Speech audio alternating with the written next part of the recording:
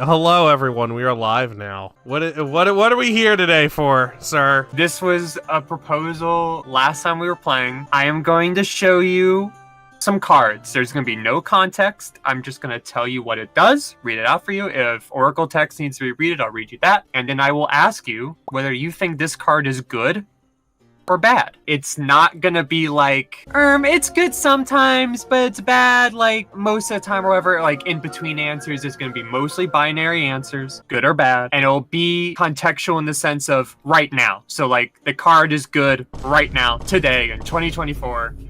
Year of our Lord. So you don't have to be like, it was good in like 1998 or whatever, but It was not good when it anymore, came whatever. out, but not now. We can do that later.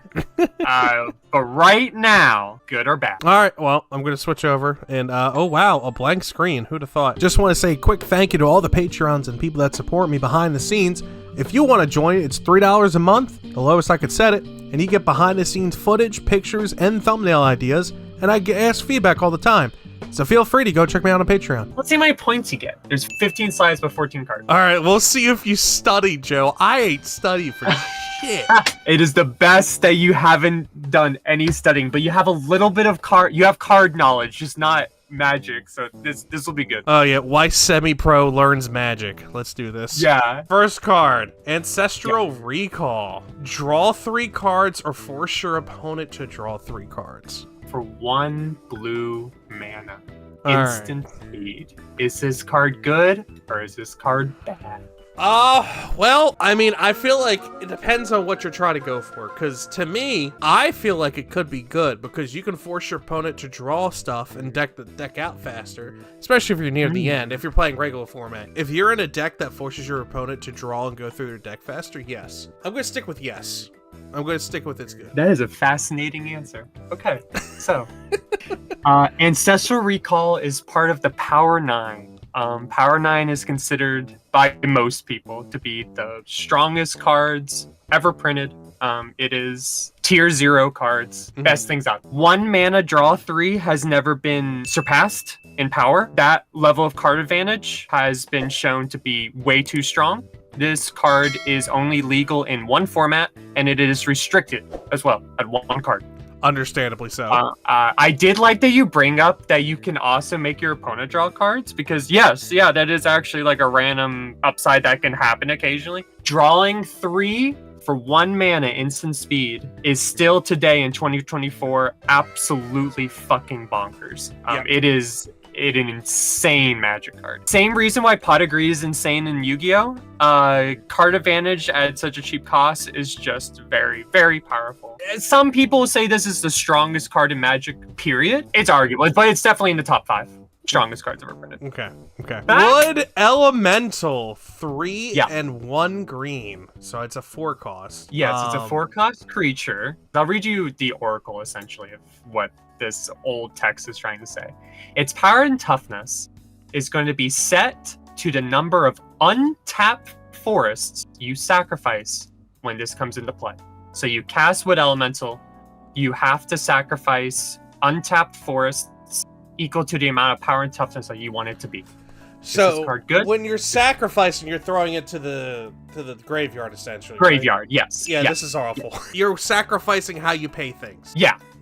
You're sacrificing resources. Yeah, you're sacrificing resources at a horrible rate. This is one of the worst cards ever printed. It's memed on like all the time. It's iconic. Think of it this way: you have 4 mana. You cannot cast this. This is a 0/0 if you only have 4 lands in play. So you have if you have 5 lands in play, you play it and then sacrifice an untapped forest. That's the part that makes this even like juicier. It's even worse than you think it is, because you can't tap that land for mana and then cast this. No, you have to sacrifice unused lands, specifically forests. So it's like 5 mana 1/1, 6 mana 2/2, 7 mana 3/3, and along the way you're sacrificing lands. It is awful. It's bad. Yeah, it's really bad. Archangel's Light. You gain 2 life for each card in your graveyard, then shuffle your graveyard into your life. Yes, this is good. I don't need to, even though it's an 8 cost, you basically refresh your deck. This can bring you back from a dire situation. Yeah, this is a good card. So actually, So Archangel's Light is a 8-mana sorcery. And it's a mythic rarity. I do want to point that out just for this story. This is arguably one of, if not the worst mythic ever printed. Oof. It's funny you say refresh because you're using your Weiss brain. Yeah. Weiss, you are right. Something like this would be good, and we do see those cards see play in competitive formats. But we're not in Weiss. Magic. Holy moly, is this card bad? Okay, so you are right. It can save you. You can, like, the dream is that, like, you have, I don't know, like 10 cards in your graveyard. You gain 20 life. You're like, oh yeah, I'm doing good. I just put all my good stuff that I used up in my graveyard back to my library. I can continue on. What's actually happening here is that you're paying 8 mana to do nothing. You are doing something. You're raising a life total. You aren't, like, in dire straits anymore. Yes, you put some cards back from your graveyard into your library. But contextually in Magic, there's a lot of cards you just want in your graveyard. And then there's a lot of decks that utilize the graveyard in ways of recursion, getting stuff out of it. Also, this affects the board in no way. If your opponent has a bunch of creatures that are already killing you, this changes nothing. The next turn, your opponent's just punching you in the face again. While yes, everything you said is true, it's the reason why I have this card on here. New players to Magic always over-evaluate life gain. Always. Because they're like, oh, that gets me out of a dire strait. I'm healthy again. I'm not going to die. Where in actuality, cards that only gain you life are mostly atrocious. They have to be really, like, high life gain at a low rate. Or repeatable with added on stuff. You got 2 right so far. You got Ancestral I'm Recall, 2 for right, 1. And you got Wood Elemental. 2 for 1. Fast Bond. Is that East Bond or Fast Bond? Fast Bond Fast with an Bond. F. Yeah. Okay. Fast Bond. You may put as many lands into play as you want each turn. Fast Bond does 1 damage to you for every land beyond the first that you play in a single turn. It is also a 1 mana enchantment for 1 green. So I look at it this way, because there are cards that use the ability of you getting hurt to do a build, like for them to pop off. If you take damage, you can use the card, extra skills go off. I look at it as you could probably do early game ramp. You don't have to put them down. You can do 1 per turn, and it's not going to do any damage. Yeah, you can do your normal land drops. And it won't hurt you. I look at it this way. If you're playing like a black deck, I notice they like to hurt you to power themselves up. So I feel like in a green black deck, this would be fantastic. Honestly, everything you said was correct. This is in, like, the top 50 cards of all time. Any card that ramps your resources faster than your opponent in Magic is usually very strong. This one is even more so because it's lands. It only pings you for 1. And yes, that is damage or whatever, but it's pretty much free. Just imagine this. Your opponent plays Fast Bond turn 1. They pass. You play 1 land and you pass. On their second turn, they play 3 lands and they play a 4-drop, a card that costs 4 mana, while you only have 1 land in play. Do you think you're going to win that game? No. That game is so skewed already by the fact that they played Fast Bond and they were able to push their resources out. Next one. Lotus Guardian. Artifact creature flying. Tap. Add 1 mana of any color to your mana pool. But it's a 7 cost. Yes, 7 mana of any color for a 4/4 flyer that can tap for any 1 mana of any color. I say... I'm going to go with a no. If Lotus Guardian was a 4 cost, I would say, yeah. Even 5 cost, I'd be like, yeah. But 7's, by that point in the game, I feel like it's going to be a little too late. You nailed it. That is actually, you nailed it.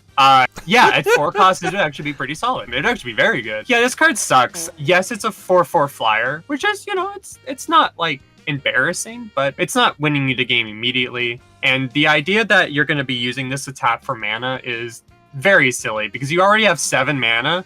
Did you need this to tap for mana at that point? That's weird. Mishra's Workshop. Yeah, Mishra's Workshop. Tap to add 3 colorless mana to your mana pool. This mana may be only used to cast artifacts. Yeah, so it'll add 3 mana to your mana pool. No colors, it's just colorless, and you can only use it to cast artifacts. Does that include artifact creatures or just straight artifacts? Yes, it includes anything that has the super type artifact. I'm going to say, well, obviously this is quite good, especially if you're running artifacts. Oh my word. Yeah, this is fantastic. For the cost of 1, you get 3. Now, if you were to use it for the Lotus Guardian, now you're gaming. That'd make the card pretty alright. Mishra's Workshop is one of the best lands ever printed. They didn't know what they were doing when they printed this. This was printed in Antiquities, one of the first expansion sets for Magic, and it was all about artifact. And at the time, they were like, you know what? We have a set that's all about artifacts. We need a land that, helps cast the big stuff. And then they regretted their decision. Turns out, 20 plus years later, there's a hell of a lot of artifacts that are really good. This card's very strong. You've gotten everything right except for 1. Necropotence. I think that's what it is. 3 cost. Enchantment. Skip your draw step. Yeah, so you don't draw on your draw step. Whenever you discard a card, exile that card from your graveyard. Pay 1 life, exile the top card of your library face down. Put that card into your hand at the beginning of your next end step. So what's happening here is that for each 1 life you pay, you are taking the top card of your library out, you're exiling it from the game, and then whenever your next end step is on your turn specifically comes up, you put that card into your hand. I pay 5, I draw 5 cards, I don't know what they are because they're face down exiled. Yeah. At the end of my next turn. Now, at the end of that turn, you would draw those 5 cards. Oh, or put those 5 cards in your hand. Oh, okay. Okay, in that sense, I'd say that's good. Especially for a 3 cost. Why? Why is it good? Especially in the black deck, you want to ramp down your life. That's one thing I've noticed. You want to ramp down your life. There's a lot of cards that ramp off of this, and this could help ramp faster. I look at it that way. Plus the fact that, all right, I pay 5 and bam, now all of a sudden I got 5 extra cards for the next turn. Necropotence is insane. The reason why I put this on here is a twofold. One, new players get scared of paying life for resources. And same with fast spawn, where you're dealing 1 damage to yourself to play an extra land. This is also insane in the same context of you're using your life as a resource to draw cards, and 1 life for 1 card is an absurd rate. You slam this, draw 7, you're way ahead of your opponent. Yep, you're back to full hand, you have a bunch of materials for the next turn. The exile thing does not matter, like 90% of the time. You're drowning your opponent in card advantage. When this was printed back in Ice Age, which was 1995, I want to say, that winter was horrible. People complained about this card nonstop. It was played everywhere.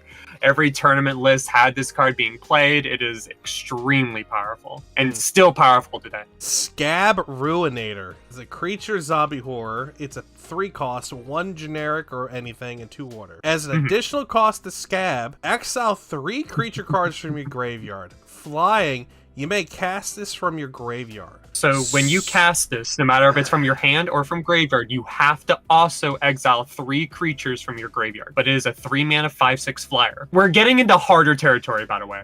Here, we're getting. I'm gonna say yes. The graveyard is another resource material. I look at it that way.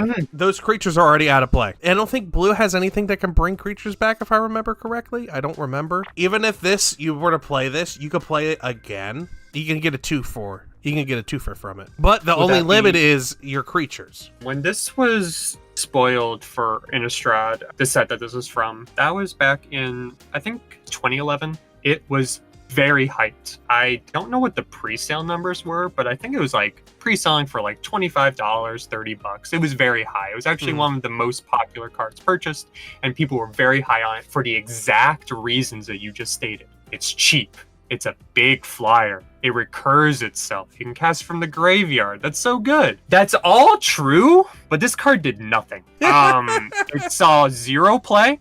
At the beginning, a lot of people tried it, and it turned out it was just bad. Turns out getting 3 creature cards in your graveyard, not as easy as you'd think. There would be a lot of instances where there were other Scab Ruinators that you would have to exile to get 1 other back, so it was like awkward. You'd have to run a certain amount of creatures in your deck. You'd have to also self-mill yourself, but that would mostly include playing, at the time, creatures that weren't very good, or spells, and those, like instants and sorceries, and those cannot be used to exile to bring this guy back. It also just dies everything. A lot of removal. Even though it looks good on paper, it's just not good enough. That cost is a lot tougher than you think. It's a card that you'd have to play with to be like, oh. Oko, Thief of Crowns. Okay, so you gotta do a multicolor deck. It starts at 4 loyalty. It's 3 mana, 1 and a green and a blue. Plus 2 loyalty. It makes a food token. Food tokens are artifact tokens that you can pay 2, tap, sacrifice it, and gain 3 life. 2 mana of any color. Mm-hmm. The +1, you get to target any artifact or any creature, and it will lose all abilities and become a green elk with base power and toughness 3/3. So no matter what that card was, it is now an elk that is a 3/3 in green. -5, exchange control a target artifact or creature you control, and target creature an opponent controls with power 3 or less. Is this card good? So, I like the fact that it does a lot of things. Yeah, he can generate food tokens. You can put 3/3 elks on the field. The thing I don't get, and I feel like there's stuff to this. Exchange a target artifact or creature you control with a target creature of your opponent with 3 or less power. I'm gonna go with yes, it's good, because you can swap a blank 3/3 for a 3/3 with actual abilities that actually does stuff. Let alone creating food tokens that you can also turn into more generic attacking tokens, or you can be able to heal yourself on top of it. So yes, and especially for a 3-cost planeswalker, I think this is pretty good. Okay. Actually. No, you are correct. I'm going to say something a little controversial here. I know people always talk about the Power 9 for strongest cards ever printed. In my personal opinion, Oko Thief of Crowns in a 60-card format is the strongest card ever printed by a long shot. This is contextually as well. Black Lotus is stronger. That's part of the Power 9. That's the card that Chad was talking about, where you tap, sacrifice it, add 3 mana of any color. That's still probably king. Same with Ancestral Recall in like a general sense. But as a card that can end the game, Oko Thief of Crowns is on another level. There's a lot of context I have to add to this, so I'll just make it quick. But everything that this card does is so fucking good. The +1 is probably the most egregious part about it. In a normal game of Magic, how you're going to win 90% of the time is through combat damage. Yes, there are decks that will combo off or do some kind of synergies between cards or whatever. But most games of Magic are going to end with your life total going down to 0 because you're being attacked by creatures that do things. Oko says, no, I don't care how big, I don't care what it does. It is now a 3/3 elk. Yeah, I just realized that.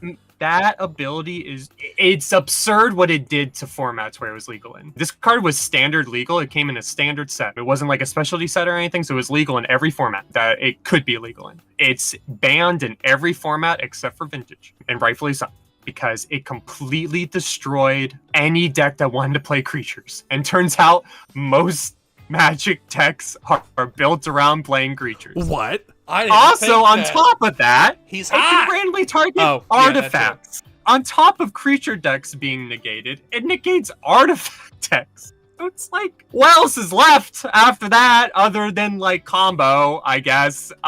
So it just demolished anything that was in its way. It gained you life as well with the food tokens, just in case. It made you creatures with those food tokens with its +2 and +1 that you could smash your opponent's face in. And its loyalty is so ridiculously high, it just didn't die. Like, you would beat down it and you would give your opponent 3/3s, but it didn't matter because Oko was at like 10 loyalty by like turn 4. Because usually you would play like a creature turn 1 that taps for mana, and then you would play this on turn 2. And then your opponent would have to have a card that literally states destroy target planeswalker, or else they lost the game most of the time. Outside of like mana acceleration and card draw that happens in the Power 9, and like a few other cards that have been printed out throughout the years, I still stand by this is one of, if not the strongest card that's ever been printed. And it's a card that you have to play with to understand how good this card is. So yes, you are correct. It is good, but it might be a little bit better than good. And he's hot. All right. Anyway. And he's hot. Yes. We gotta make sure that point gets across. Yeah. Yeah. Did you have a good, funny, haha moment? Well, why don't you come check me out live? I'm usually live over on Twitch, and I'm probably live right now when you're watching this video. Would love to have you. Lion's Eye Diamond. Artifact. Sacrifice this card. Discard your hand. Add 3 mana of any color to your mana pool. Play this ability as a mana source. It's 0 mana. It's an artifact. So it's free to cast. In order to get the 3 mana, you have to sacrifice it and discard your entire hand. To give context to this, there is no timing window for you to be able to cast anything from your hand, because it's a clause in order to get that 3 mana. Your hand will be completely discarded in the graveyard once you get that 3 mana. So you get 3 mana, of any color one time. Is this card good? I'm going to go with no, even though this might be a decent situational card, because you could still have things on the field that required to tap mana. But the fact that you sacrifice your whole hand just to get 3 mana, it'd be different if you're like, all right, discard at the end of your turn, gain X cards back. If I discarded 5, I could draw 5 back. But I feel like this card sucks. Will that be your final answer? Yeah, it's going to be my final answer. I'll give you the point anyway, because I think this is probably one of the trickiest ones on here.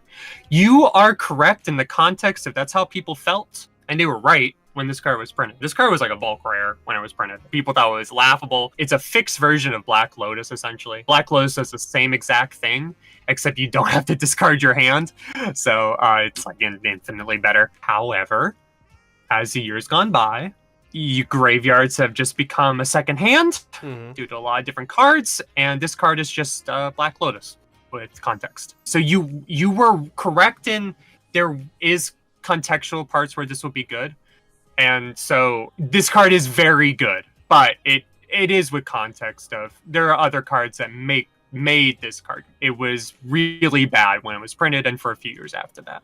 But as the years went on, just more and more cards interacted with the graveyard of recursion and things on the battlefield asking you for mana and stuff. This card's very good and sees a lot of play today, and very expensive. It's like $400 or something. Yeah. Okay. So I'll give you like a half point for that. You're like, you are correct, but yeah. In 2024, this card's very good. Peak. Look at the target player's hand and draw a card for 1 cost. Yes, this is good. Why is this good? You can see what the opponent's cooking in their hand. You can see what your opponent has to begin with, like right off the bat. I really like that explanation because that leads into the reveal here very well. Everything you said is correct, but for a card that's better than this, Peak, I don't want to say is bad because that's not the right way to say it. It's overcosted, it turns out. It turns out 1 mana. Peak. It's just not good enough. It saw a little bit of play when it first came out 20 whatever years ago. Not too much. And that effect at 1 mana just turned out to be just not good. Everything you said is very true. Knowing information is very valuable and it replaces itself. At 1 mana, why not? Turns out that's just not good enough. And it would just see 0 play. Years later, 2013 or something, a card called Gitaxian Probe is printed. It is exactly the same as Peak, except that you can cast it for 1 blue or for 2 life. That card was so good it got banned in multiple formats. The differences in power level of mana cost. So between 1 mana and 0 is also cataclysmic. It is huge. The differences between using life as a resource to do this effect or 1 mana. At 1 mana, this card is, I don't want to say unplayable, but pretty much unplayable. Smokestack, 4 cost of any color. Artifact. During your upkeep, you may put a soot counter on the smokestack. You may put a soot counter on the smokestack. During each player's upkeep, each player sacrifices a permanent for each soot counter smoke on smokestack. How this plays out is that you play it, your turn passes, your opponent's turn passes, and then during your upkeep, you put a soot counter on it. Then, during your opponent's turn, on their upkeep, they have to sacrifice 1 permanent. You go to your turn, you sack 1 permanent, and then you choose to put another soot counter on it. If you do, it would go to your opponent's turn. After that, they would have to sack 2, and then it would keep going from there. So, in this sense, what's a permanent? A permanent is any card that is on the battlefield. Any card that is permanently on the battlefield. Is this card good? Off of my limited experience, it could definitely, depending on the artifacts or certain things. Because during the trial decks, we played with artifacts that got, as soon as they got taken and put in the graveyard, they could still come back and they have better abilities. I believe this would also go with food tokens. Because that's on the field. That would be a permanent. Yeah. Any tokens? Yeah. And then you can sack that and still get the +2 life, if I remember correctly. You can't like sacrifice a thing for 1 ability and then do it for another, if that makes sense. You can only choose 1 ability. I'm going with it's good because it's just allowing you to have a second hand, which is that graveyard. Because like I was saying, with the artifacts and maybe vehicles too. I haven't played against anyone successfully putting on a vehicle. But I believe this would be pretty, I won't say pretty good. I'm just gonna say good. I really like your answer. I'm glad that you saw this card as good because a lot of new players see symmetrical abilities like this that hurt both of you as bad. You're like, oh, this hurts me too. Why would I play this? Well, you brought up good examples. You break that symmetry. Smokestack is probably the most famous card with this type of mechanic because the word stack comes from this. It's like hotly debated, like exactly where the word stacks came from, but a lot of people say it's from this card.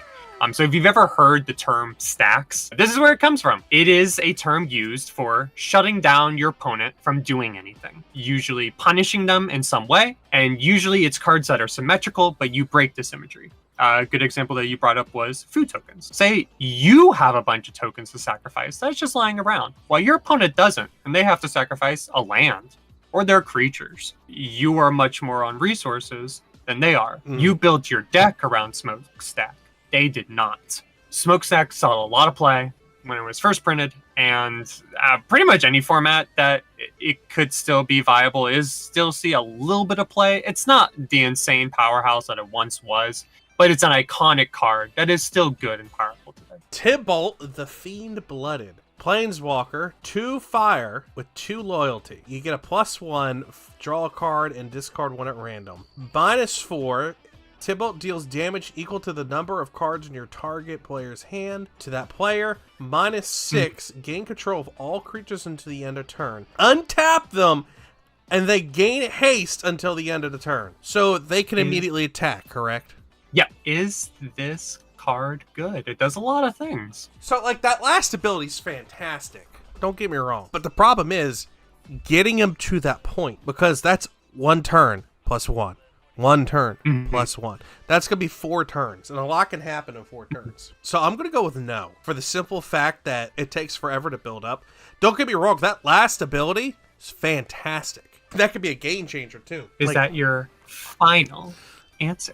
I want to say no because it takes too long to build up. I'll take that as your final answer. Yeah. Yeah, this card sucks.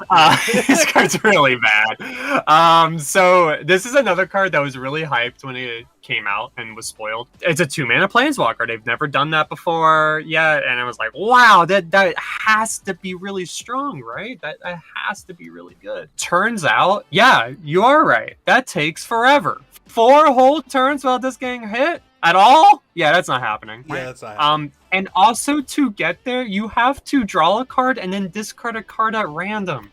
Imagine the nightmare where you +1 this, and then you like discard the card you really want to play that's gonna like really help you. Or discard a land that you really needed to play. The discard at random part is so atrociously bad. But you are right. That -6 ability is really good. Force of Will, I played that dead game. I'm just kidding. It's still alive. It's still getting sets.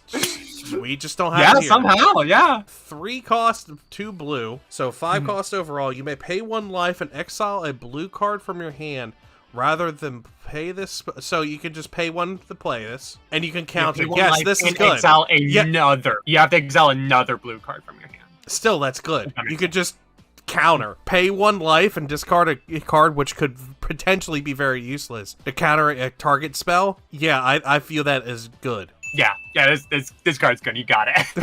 yeah, this card.